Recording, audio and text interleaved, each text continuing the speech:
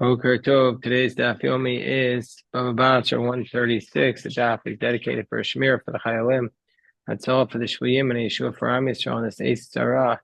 Daf yomi starts at the Mishnah on 136a. Says the Mishnah, Hakosev nechasav levanav. Somebody writes his assets to his son, meaning to say, what's the case here? Rashbam says there's a guy who has kids from a first marriage, and he wants to remarry, but the ksuba of the second marriage, all of his assets will be mortgaged to it. So he wants to make sure that his kids from his first marriage will get their stuff. So he wants to give it to them before his property is totally mortgaged to the second wife. So, but he also wants to retain it until such time as he is doesn't need it anymore. So what should he do? If he wants to give his assets to his children, but he doesn't want them to get it till after he dies, he should write, I'm giving it to you from today, and it'll take effect today and after my death. It means say, you'll own it, but I get to use it until after I die. That's the position of Rabbi Yehuda, Divrei Rabbi Yehuda. Whereas Rabbi Yossi says, Eino tzarach. You don't need to actually write the words hayom. It anyway means that. And we'll see what the Mishnah means. We'll see. The Gemara will explain it. Akosav nechasav with no harmoso. Let's say somebody writes his assets to his son after his death. Then, under those circumstances, the father can't sell the assets anymore. Because he wrote them to his son. Meaning he can't go back on it. Ben eno yachol imkor, and the son can't sell it. Because the father has the rights to the fruits. So we'll see what happens under those circumstances in the Gemara. Let's say the father sold it. Father sold it. Then under those circumstances, the fruits that he sold is sold until he dies, and then it goes to his son. Ben. Well, let's say the son would sell it. The son has the rights to the principal. The purchaser doesn't have any of it until the father dies. So again, the Gemara is going to have to explain what this means. So the Gemara says, well, first of all, what's the difference if he writes from today?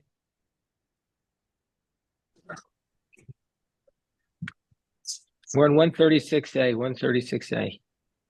So the Gemara says, what's the difference if he says me'ayom la'achar misa? What's the difference? Tanan.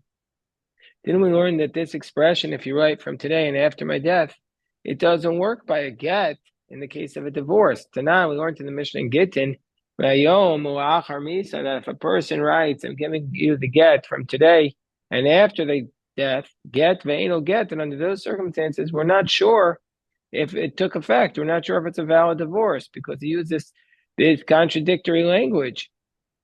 And so therefore, we make her undergo chalitza when he dies. So there we say that this expression is not a clear expression. And in our case, we're saying it's clear. He's giving the principal, he's keeping the fruits. So, but by a get, we're not doing it. So the Gemara says, yeah, by a get, there's a different concern.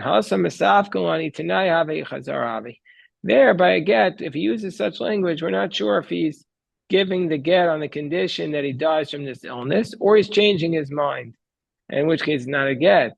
But here, this is what he's in effect saying to his son. He's saying to him, Gufa kani me'ayom peirei la'achar misa. He's saying to him, your body will be acquired from today, i.e., the body of the property, but the fruits will be acquired after the death. That's you get the guf and I keep the peros. Rabbi Yossi says, Eino tzarach. Rabbi Yossi says you don't need to write this language from Hayom. So Rav Baravua, Rav Baravua got sick. Olagabi Rav Huna Rav Nachman. So Rav Huna Rav Nachman said to him, Amrulei Rav Huna Rav Nachman, go ask him a question. Is the law like Rabbi Yossi or not like Rabbi Yossi? Amrulei, time of Rabbi Yossi lo yadana. He says, I don't even understand the reasoning behind Rabbi Yossi. I'm going to ask him who the halacha is. We see from here that you shouldn't try to know the halacha if you don't understand the reasoning. And we always have to understand the reasoning behind the halacha. And so here, Rav Nachman doesn't even want to know the halacha until he understands it.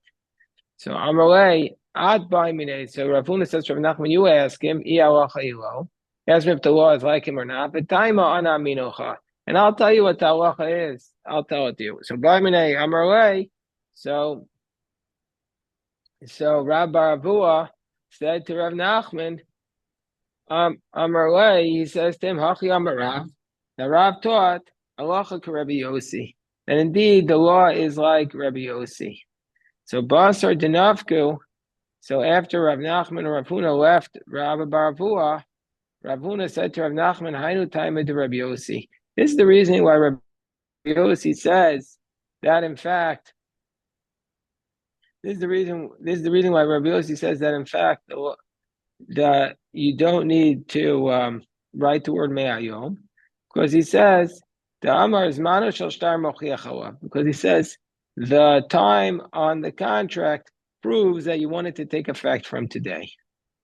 And Tanya Namiyachi, Rabbi Yossi Omer, Eino Tzarech. Indeed, Rabbi Yossi says you don't need to actually write the word Ayom in this type of gift, because the date proves that you want it to take effect today. It means that you want the guf to take effect, the principle to take effect now, but the fruit to take effect after your death, and that proves from the fact that there's a date. So now the Gemara asked another question. A basic introduction is, in order to transfer a property, you could either have a contract, or that's called a shtar, or the contract can just reflect the fact that a kinyan took place, that a formal transfer took place. So in that case, the contract is not a formal method of transaction, it's just a proof of what transpired. So therefore, the Gemara says here the following case. So the question is, let's say there was a contract that was serving as a proof that a kinyan had already taken place. Does Rabbi Yehuda there also say that it needs to say Mei Hayom from today, or else it didn't take place? You might say by where it is that they're only arguing by a contract where the contract is effectuating the kinyan. So there you might say you need to do the word Hayom. But in this case, Rabbi Yehuda might not require Hayom. So that's what he's asking. Ba'akna ma'u. So Amalei ba'akna eno tzarach. So Rav Nachman says ba'akna, if the contract is just a proof, then you don't need to recite the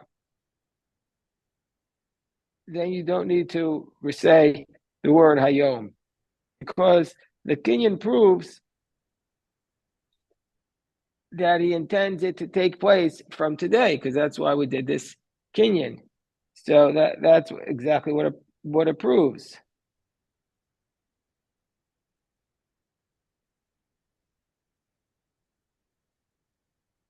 So the Gemara says that's what Rav Nachman said. Rav Papi said, "Ikak naisa b'tzarach, ikak naisa d'lo tzarach." He says there's some types of contracts where you would need to, where it's a proof, where you would need to write hayom. Sometimes where you would not need to. Aknaya v'kanina minei. If the contract says he told us to do a kinyan and then we did the kinyan, lo tzarach, you don't need it, because since it says he told us to do the kinyan, then there's a contract of a proof. The words "and we did a kinyan" are extra, so it clearly means it took place from today. But kanina minei va'aknaye. But if it says we bought it from him, or we did the kinyan va'aknaye, and it's because he told us, then the word "and it's because he told us" is not extra. So therefore, you need to write the word hayom. So Mazka for Rav Chanina Misura. Mika midi dananglo yadina and visafre yadi. So it says, what are you talking about? We rabbis, we're not even sure about this. And you think that the scribes were so particular about this esoteric point of law that they knew all of it? So Shalunu was safre de Abaye v'yade was safre de Rabba v'yade. They asked the scribes of Abaye and the scribes of Rava, and they in fact knew that there was this distinction, this very technical distinction. So they asked the scribes, and they knew. We see from here that the scribes sometimes know more than the rabbis. Rav Huna Bar Yeshua Amar Ben Aknaya v'Kanina Minei Ben Kanina Minei v'Aknaya Lo Tzarach said in either case, doesn't matter which is mentioned first, you don't need to write the word Hayom, but Uviduchron Piskami Davi Ban Pana Pligi. They're only arguing about a place in a case where the contract says that this contract is a memorial. Duchron is like a reminder of those things that happened in front of us, where they don't mention anything about the Kinyan. They just talked about the fact that he wanted us to give this contract of a gift to this person. It doesn't mention anything about a Kinyan. So we don't know under those circumstances whether he wanted it to take effect today. Amrav Khan, Amriso Shematik made the Rav Zvid min Dardav Amrin also Hachim Masnisula Anan Hachim Masnisula. We learn it like this. Amrav Nachman. That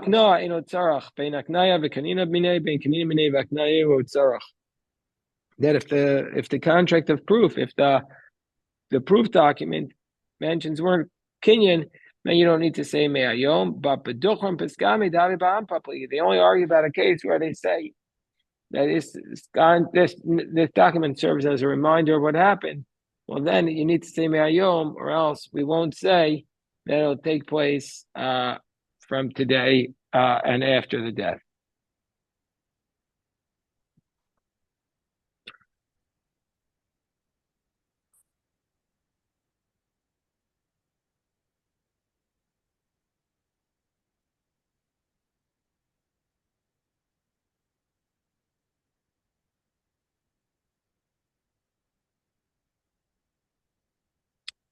So now we're up to the next case. So the next discussion, which is a discussion throughout the whole Shas. A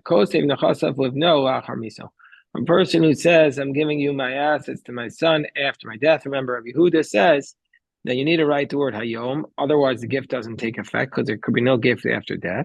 But then what happens is that the father retains the fruits and the son gets the principal and he gets the fruits after the death of the father. So now the Gemara tells us, in Mar Machra Ben B'Chayav, let's say, and we had this Gemara in Bava Kama at the end of Bava Kama 88.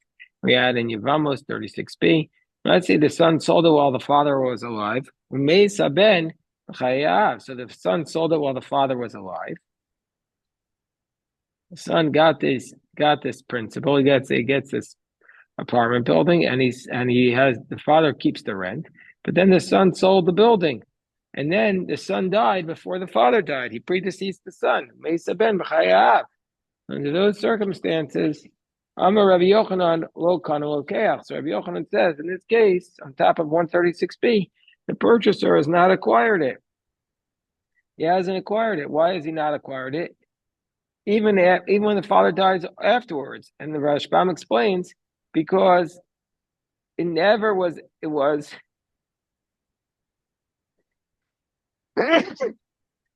excuse me, because it's going to go back to the heirs of the father under those circumstances.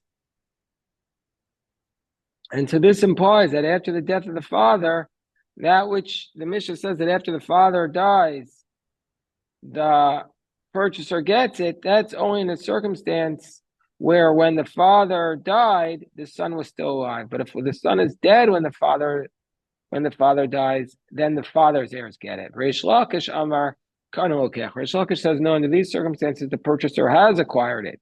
So the question is, when the father says this case where he gives his son the principal, but he retains the fruits, who really owns it? According to Reish Lakish, the person who really owns it is the son, whereas according to Rabbi Yochanan, the person who really owns it, well, he has the fruits, is the father. Rabbi Yochanan Amar lo kana lo keach, the purchaser has not acquired it because Kinyan appears Kinyan agufta. Since the father has the rights to the fruits, he really owns the essence as well. Whereas Reish Lakish says kana lo keach, the purchaser has acquired it because Kinyan appears, because the father, just the fact that he owns the fruits, lav Kinyan agufta. He doesn't really own it. He just owns the fruits, and he doesn't really own it, and that's why the person who purchased it from the son inherits it. Gemara first asked the question, why do we have to have this dispute? Didn't we already have this discussion elsewhere? Where do we have this discussion? Didn't we have it, first of all, in the case of Bikurim, let's say you sell the field for its fruits, meaning to say you sell the fruits to somebody else. So Rabbi Yochanan says that since remember, Rabbi Yochanan's position is Kinyan Paris, Kinyan Guftami. Rabbi Yochanan's position is that whoever owns the fruits owns the property. So if you sell the fruits to somebody else, Rabbi Yochanan says, Maybe Vikore. So Rabbi Yochanan says that if somebody sells the fruits, but he keeps it in his hands, the principal, Rabbi Yochanan says that the purchaser, the person who purchases the fruits, who has the rights to the fruits of this land, brings the Bikurim, and he says the passage of the Bikurim, which says, I own the land. Because he's on the position that owning the fruits like owning the property.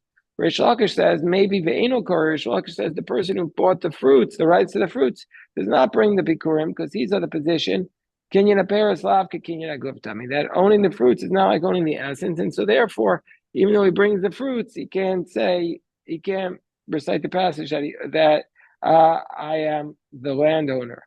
So we already have this dispute there that Rabbi Yochanan holds Kinyan Peres, Kinyan Aguptami. Reish Lakish says we don't say that. So Amachar Rabbi Yochanan Afagav de Ba'alma Kinyan Peres, Kinyan Aguptami. So why do we need to have it here? So Rabbi Yochanan says, even though in general I'll say that Kinyan Paris, that owning the fruits is like owning the essence, here we need to repeat it in this case of Yesh Nochan, in this case of inheritance. Because you might have thought, you might have thought that the father, even though he owns the fruits, he's waiving his rights because he gave it to his son, the principle that maybe he's given over to his son. So therefore, Kamashma know that the father still owns it. And Reish Lakish, who says that Kinyan Paris is not like Kinyan Aguf, why do we need to have this case? Kinyan Paris Lav Kinyan Aguf Dami. Here in this case of inheritance, I need to tell you that the father does not own it because I might have thought that when do we say Kinyan Paris is not Kinyan Aguf? When he sold the fruits to another person, when he sold the fruits by the Bikurim, because it's actually the opposite case. Then we could say, okay, you don't own it. But in this case, he owns it himself. Agabe navshe, since he's the one who owns the fruits, I feel b'makom brei navshe. I feel b'makom. Amina kol agabe navshe. I feel b'makom brei navshe adifule. He might have thought that he left it over for himself, the real ownership, because he kept the fruits for himself. Kamash Malan. So therefore, Reish Lakish says no, he doesn't own anything. So again, we see from here that Reish Lakish says just owning the fruits is not owning the principle, whereas Rabbi Yochanan says Kinyan Paris, Kinyan Aguf. If you own the fruits, it's like you own the essence itself. So the Gemara challenges Rabbi Yochanan challenges Reish Lakish, Eitzvei Rabbi Yochanan Reish Lakish from the following brisa. Eitzvei Rabbi Yochanan Reish Lakish. Our old friend here, we had this brisa back on 129b. A person says, V'acharayech yiresh poni. He says, I'm giving you my assets, and after you, this person will inherit. V'acharav yiresh poni. And after, so he says, I'm giving my assets. So let's say Reuben says, I'm giving it to Shimon, and after Shimon, Levi will inherit, and after Levi inherits, Yehuda will inherit. So then we said, Meis Rishon, if Shimon dies, Kana Sheni, Levi acquires it. Meis Sheni, but if Levi died, Kana Shlishi, then the third person acquired it. Meis Sheni b'chaye Rishon, but let's say the second person, i.e. in this case Levi, died while Shimon was still alive, then under those circumstances, Yachzru Nechasam l'Yorshe Rishon. Then the assets will go back to Shimon's heirs, because he's the heirs of the first one. Vim Isa, and if you say that Kinyan Aperos is not Kinyan Aguftami, if you want to say, like says Rabbi Yochanan to Reish Lakish, you want to say just because you own the fruits, you don't own the principle. Well, if that's the case, Liyorshe no semi by it should go back not to the first person who gave it. The first person didn't actually have it. He was just owning the first person was just owning the fruits, but he didn't actually own it. And so therefore we see from here, from the fact that the first person there is get it, that he owns it, because otherwise it should say it goes back to the heirs of the one who gave it. So Amalei, so Rish Lakish says, Kvar Tirgama Rav Hoshai Bavel. Rav Hoshai already answered this question in Babylon. Acharecha Shani. No, in this case of Acharecha, where he says, and after you to this person, that's not like you just acquired the fruits. It's like you acquired the fruits and the body itself. So that case of Acharecha is different. Rami Rava Bar Rabuna Kamei the Rav Amar Acharecha Shani. Gemara says, Vatanya. Gemara is going to challenge Rabbi Yochanan. Rabbi Yochanan, the Gemara challenges Rabbi Yochanan. Rabbi Yochanan says, remember, kinyan aperos ke kinyan agufdami. So the Gemara challenges Rabbi Yochanan. Vatana yachzru uyarshe nosein. But we have a brisa that says you do give it back to the heirs of the one who gave it, and that proves kinyan aperos ke kinyan agufdami. So therefore, the Gemara says Tanai. Okay, this is a dispute amongst the Tanaim. Really, even though Rabbi Yochanan and Rish Lakish are having this argument about Kinyan Aperasav, Kinyan Agufta, I mean, it's actually an earlier dispute amongst the Tanaim. The Tanya, as we learned, Nechati Lach Lacharecha Laploni, V'Yarad Rishon U'Machar V'Achal, Hasheni Motzi Miyad Al Kuchos. That if he says, my assets are to you and after you to this person, and the first person who he sold it to, who he gave it to, went out and sold it to another person, and that other person ate the money, then after the death of the first person, the second one can take it away from the